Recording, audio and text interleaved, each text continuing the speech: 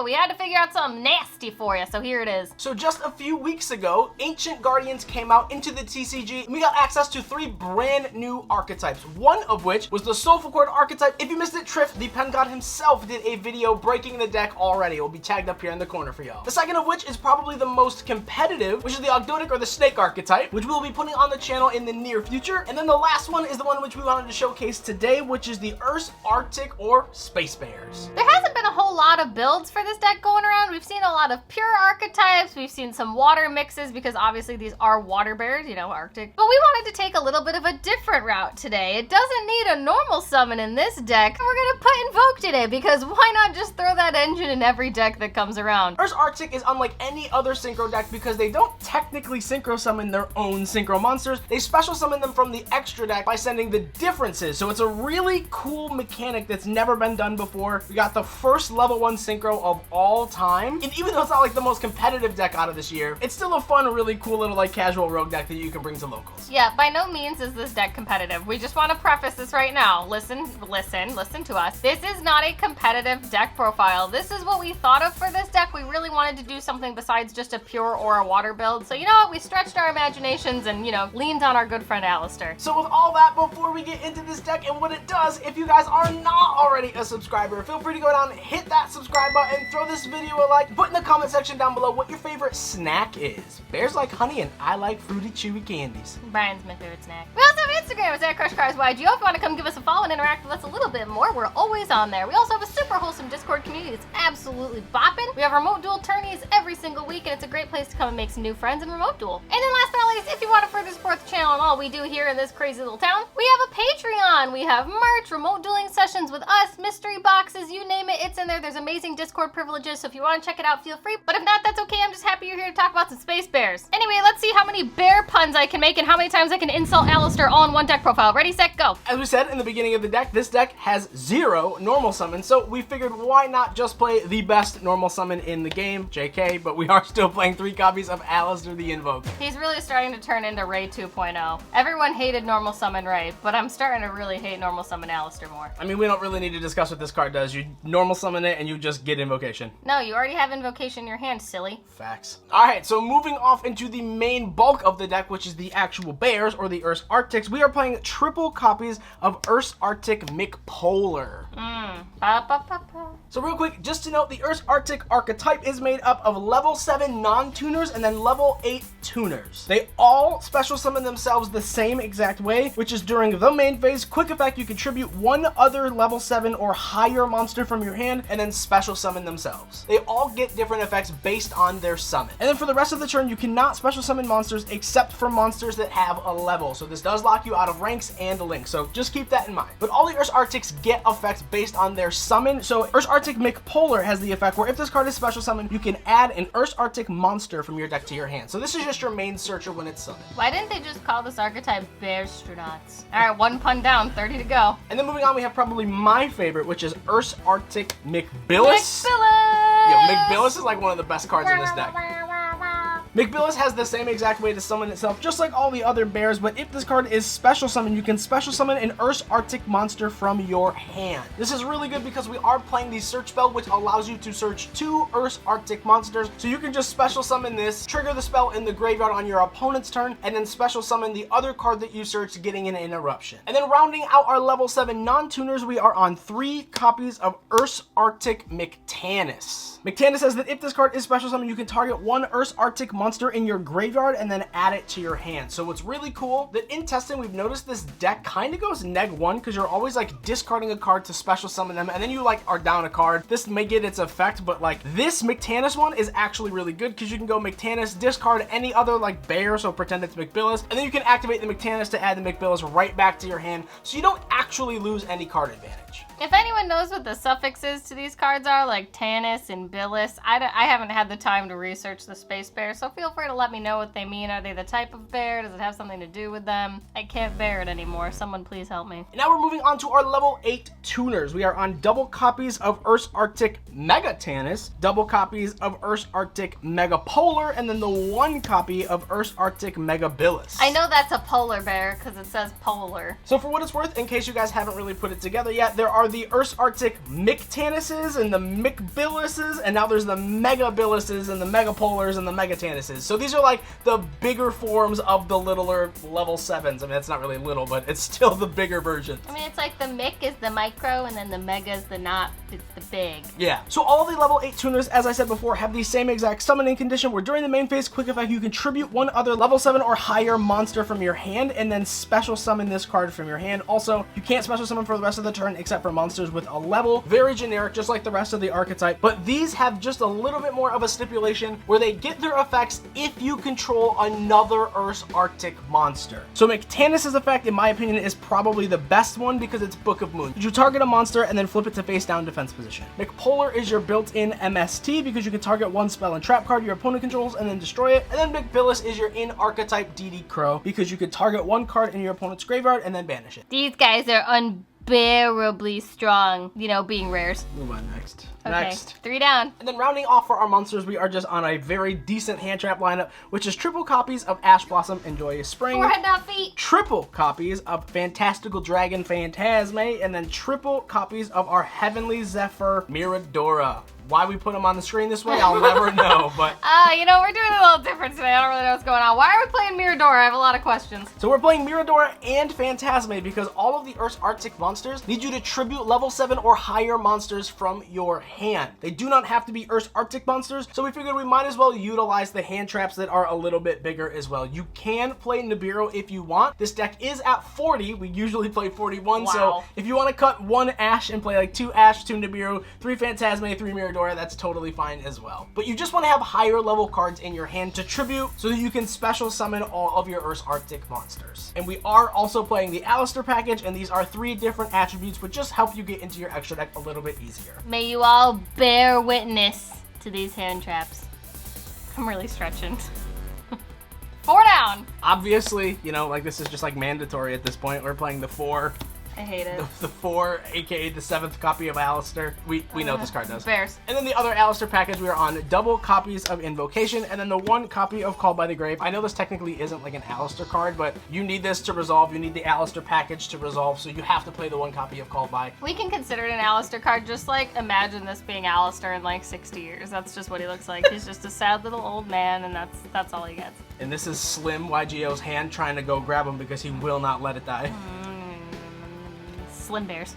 Alright, and then moving off to the URSARCTIC spell cards, we are on double copies of URSARCTIC Big Dipper. This card has a really cool effect. We read it when the archetype first came out, and we actually went over and discussed it. It seems really cool, but in testing, it's very, very, very difficult to pull off, or very difficult to pull off. Oh, I already used Barry, but it's okay, Brian. It's your first time. And that effect is each time a monster is special summoned, place 1 counter on this card, and then once per turn, if a monster is special summoned and an URSARCTIC Synchro monster is on the field, you can remove all counters on this card, a minimum of 7, target 1 monster your opponent controls, and take control of it. As cool and broken as that sounds, it literally doesn't come up all that often. The effect that does come up often, though, is the first one, which is once per turn, if an URSARCTIC monster you control would tribute to activate an effect, you can banish 1 level 7 or higher URSARCTIC monster from your graveyard instead. As we said before, the URSARCTIC monsters tend to go -1 because in order to special summon themselves, you have to tribute cards from your hand. So this allows you to kind of bypass that and just utilize resources that are already in your graveyard. It's a bird. It's a plane. It's a bear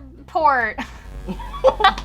I just thought of that one. Man, can you guys tell we don't script this? Bearport. And then all of the Alistair or the Invoked package stuff aside, I think probably the best card in the deck is our URSARCTIC Departure. This card is a mandatory 3 of. This is your main searcher card that is not your actual URSARCTIC monsters. This card has the effect where you can discard 1 card and then add 2 URSARCTIC monsters from your deck to your hand. They can be the same name, they can be the same level, different name, it doesn't matter. Just 2 URSARCTIC monsters. This is really good, not only going first, but also just going second because you know exactly what your opponent is going to be playing. So if you need to Book of Moon, a problematic card, you can go search it. Spell Trap Destruction, you can go search it. You also need to go search something that's going to just DD Crow a card in your opponent's graveyard, go for that as well. But the real reason that I think this card is probably absolutely fantastic is that if you were to tribute a monster to activate an URSARCTIC monster's effect, except the turn that this card was sent to the graveyard, you can banish this card from your graveyard instead. So this is insane because all your URSARCTIC monsters are quick effects. So you're realistically going to be playing your Alistair or your Invoked engine on your turn, setting up 1 to maybe 2 interruptions depending on what your hand looks like, and then you're playing your entire URSARCTIC engine on your opponent's turn. Because remember, all of the URSARCTIC monster effects are quick effects. This does not start a chain and it is just a replacement effect. Therefore, you can actually activate the URSARCTIC monsters in your hand on your opponent's turn, banish this from your graveyard because it's not the turn that it was sent there, and then get all those URSARCTIC monster effects. So just a really, really cool little point of interaction. It's kind of what this deck does. It's not the most competitive once again, but like it does have some really cool mechanics. Did you know that the average polar bear could run 25 miles per hour and the average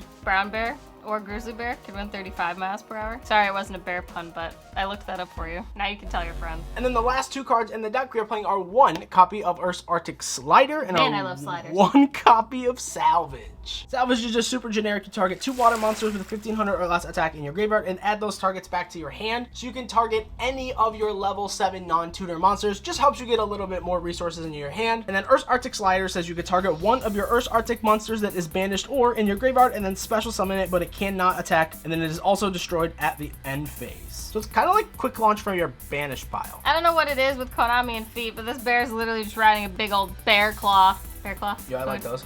Oh, they're so good, aren't they? I also think this is interesting. This is a total side note that I literally just thought of and used my own brain. Like, if you don't want to play certain hand traps in this deck or you're unsure, you could always play Ghost Sister and Spooky Dogwood because you can actually just add her back to your hand off of Salvage because she is a water and she has 1500 or less attack, so you can just recycle a hand trap. That's pretty cool. Facts. We're eco-friendly up in this space. Save the whales. The only links that we are playing is double copies of Artemis the Magistus Moon Maiden. Now, I will say you should probably realistically just play this card at 1. I did want to play a light rank 7 monster, but I didn't really think there were any good ones out there that you could play. There was just like, you know, some really cool cheeky interactions and testing where it would have come up, but like there's not any that exist. So Artemis, you're not activating any effects. It doesn't matter. You just have to play your Alistair cards first before you play any of your URSARCTIC cards. So it doesn't really conflict all that much, and you're just gonna banish this to get a light monster so that you can go into your Macabre. That's all this is. But anything past turn 1 or maybe even turn 2, you're just banishing your opponent's stuff anyways. And then for the rest of our invoked package, obviously we're on double copies of Macabre. Pretty self-explanatory. The 1 Agoides, the 1 Purgatrio,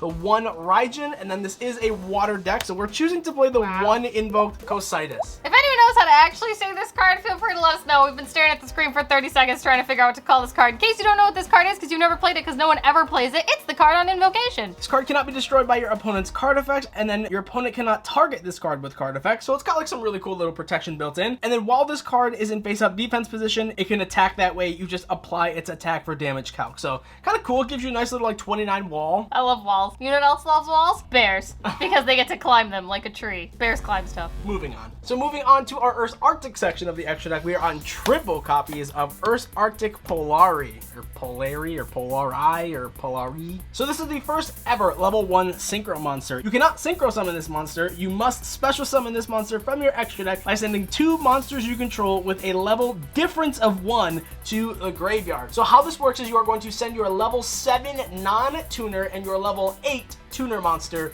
to special summon, not synchro summon, special summon this from your extra deck as a level 1 synchro monster. I love that Konami just retconned its own mechanic. And then it also has another effect where if this card is special summoned, you can activate your URSARCTIC Big Dipper, aka the field spell, directly from your deck. So this is why we only play 2 of them, because you can just activate it directly from the deck. Doesn't search it, it just bam, right on the field. And then it has another effect where you contribute 1 level 7 or higher monster, add to your hand, or special summon 1 URSARCTIC monster that is in your graveyard. So what's really cool, if you remember out the field spell, is when this summons, it places the field spell on the field, and then you activate this effect to special summon back another monster. But because the field spell has that effect, it kind of bypasses that tributing. You can just banish an URSARCTIC monster in your graveyard to special summon for free, not losing that hand advantage. Hi, sorry I wasn't done. Brian took the cards off the screen very rudely before letting me make my bear pun. Well, I don't have a bear pun, but did you know that a newborn polar bear weighs 1.5 pounds? You're welcome. Things you need to know. And then the last cards in our extra deck, we are on double copies of URSARCTIC Grand Chariot and double copies of URSARCTIC Septentrion. That sounds like a freaking boss monster name if I've ever heard one. So Septentrion and Grand Chariot are both summoned the same way, kind of like Polari. You cannot synchro summon these monsters. You must special summon them from your extra deck by sending 2 monsters you control with a level difference of 7 to the graveyard. So what you're realistically doing is you're summoning this dude, which is a level 1,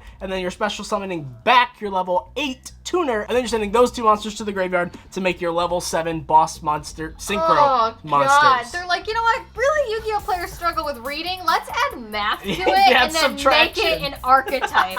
Oh boy. They should have named him URSARCTIC Subtraction, but whatever. Now that's the math mechs, man. They must have a riot of a match. Sorry, I couldn't think of the word for duel. Wow.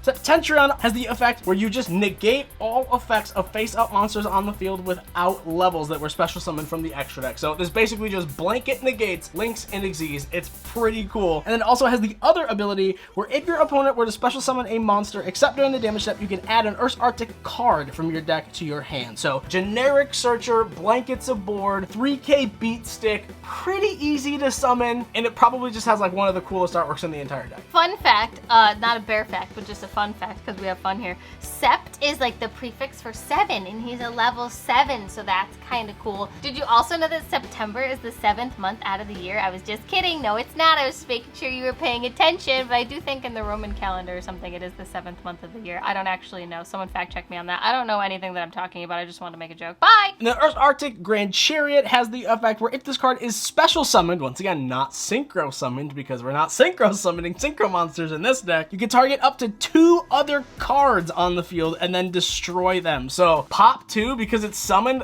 that's pretty sick. And it also has the other effect where once per turn when a card or effect is activated that targets an URSARCTIC card you control, quick effect, you contribute 1 monster from your hand or field, negate the activation. I don't know why his name is Grand Chariot. He's not a chariot. I don't really understand where that kind of translated, but I mean, in case you didn't know, bears can't drive. And that's the extra deck. Golly, now you get to watch it in action. Are you guys ready for some math and bears? Let's head on to the test hand section. All right, so we're gonna shuffle these on up real good, and we're just gonna demonstrate exactly what this deck is capable of. Once again, keep in mind that this is not like a meta deck. This is not even like a tier 2 deck. It's just a really cool, fun deck that just came out of Ancient Guardians that we just wanted to showcase because we feel like a lot of people aren't giving this deck a lot of light. So just a really fun deck. I think it's really cool. It's got some really awesome mechanics. So yeah, shuffle up real quick and we'll just show a test hand and see what this deck is capable of. All right, we're gonna give a couple more shuffles real quick and then we will just give it to our opponent to cut and see what we can come up with.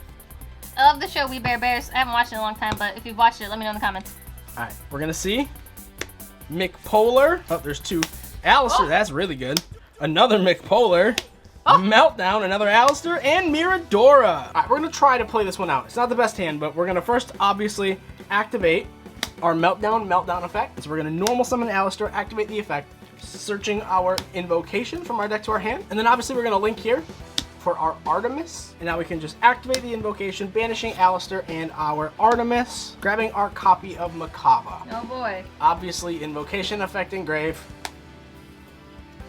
And here we will pass. We do have 5 cards in hand still, so like pretty decent hand card advantage, but what we're gonna do now is when we go to our opponent's turn, we can activate our McPolar whenever they do whatever they're gonna do. You don't really like, this is where we're gonna search because we opened our searcher, so we'll activate the McPolar, we'll send our other McPolar, and then we'll special our McPolar. McPolar effect. Here's where we'll search our Megatinus, aka our Book of Moon, and now we have a hand trap. So this is kind of where like we really just want to see what our opponent is going to do, because we could use the Miradora, or if we want to get our Megatinus on board, we can send the Miradora to special the Megatinus. So let's just go for that play. We're gonna activate the Megatinus, tributing a level 7 or higher monster from our hand, special summoning our Megatinus, and then because we do control another URSARCTIC card, this will Book of Moon a card on our opponent's field. We do have a monster in hand. We have double monsters. Our opponent knows one of them is Alistair, so this is pretty decent because we can also just Makaba negate something to banish it. So that's 3 interruptions on our opponent's turn with a card for follow-up. Once again, not the most consistent, not the most competitive, but we're still at least able to play the game on our opponent's turn. So hopefully those 2 to 3 interruptions is enough to stop our opponent, so we will draw for our turn. So first we're going to just normal summon our Alistair, effective Alistair, grabbing our invocation. Now we can activate the invocation, banishing the Alistair, and we'll go for our Miradora here, getting us a copy of Raijin to our side of the field. And then invocation effect. Now we can do our full bear combo because we have a level 8 tuner monster and a level 7 non-tuner monster. The difference between the 7 and 8 is level 1. So now we can special summon our URSARCTIC Polari. We can activate the Polari, which activates a Big Dipper directly from our deck to our side of the field. And now we can activate the Polari effect where you contribute one level 7 or higher monster, add to your hand, or special summon an URSARCTIC monster from your graveyard. So we're going to attempt to special summon, but we have our URSARCTIC Big Dipper now, which has the effect where if an URSARCTIC monster would tribute a monster to activate its effect, you can banish a level 7 or higher URSARCTIC monster in your graveyard instead. So we need to get to our level 8 tuner, so we're going to keep this in our graveyard. We're going to banish the McPolar instead, special summoning out our MEGATINS. Now the cool thing here is we actually control another URSARCTIC monster. So we can trigger our MEGATINS once again, which gives us 2 additional copies of Book of Moon here. Now we can send our 1 in our 8 to the graveyard, special summoning our URSARCTIC Grand Chariot directly from our extra deck because the difference between 1 and 8 is 7. Here we can activate the Grand Chariot effect to pop 2 cards on the field, or if you just wanted to go into the Septentrion because you didn't need to pop cards, that's also an option as well. And hopefully between 2 Book of Moons and then 2 pops, you can just go to the battle phase. You can go Chariot for 27, Raijin for 22, Makaba for 25, damage step. And that's the end of the game. It's a pretty cool deck. Like, this deck has some really awesome synergy. The Invoked engine has a ton of levels, so you're not really locked out of that mechanic. Whereas like the Tri-Brigade version, which is what people were talking about on release, plays a lot of Lynx, or the Zodiac version plays a lot of Xyz, so there's not a ton of synergy here, but the Invoked engine just allows you to put more bodies on field. But yeah, as we said, this isn't the most competitive deck in the world or at all, but you know what? We wanted to try something different. A lot of people have been doing like an Atlantean type of build with this because they're water. A lot of people are playing pure, and we wanted to just try and provide you guys something cool and nifty that you could give a try yourself, and if you don't like it, that's okay. Well, thank you guys very much for watching this video. We hope you enjoyed it. Feel free to let us know if you have any questions in the comments. We respond to all of them. And make sure you check out all of our social media links in the description box down below, and come and join the sub squad. Make sure you hit the notification bell because we put out cool stuff all the time, and a new vlog for Let's Top Locals is coming on Monday. So if you haven't checked out the first one, make sure you do. But we love you, you matter, and we will see you guys probably tomorrow. I don't know. Bye! Bye, guys. Bye. Bye! You have a plastic day. I hope it's unbearably good. Not like plastic, but polaristic, like polar. Don't put plastic in the oceans. Yeah. Don't put anything in the oceans except yourself if you're swimming. Thanks. Okay. And maybe like a fishing line, because fishing. Oh yeah, that's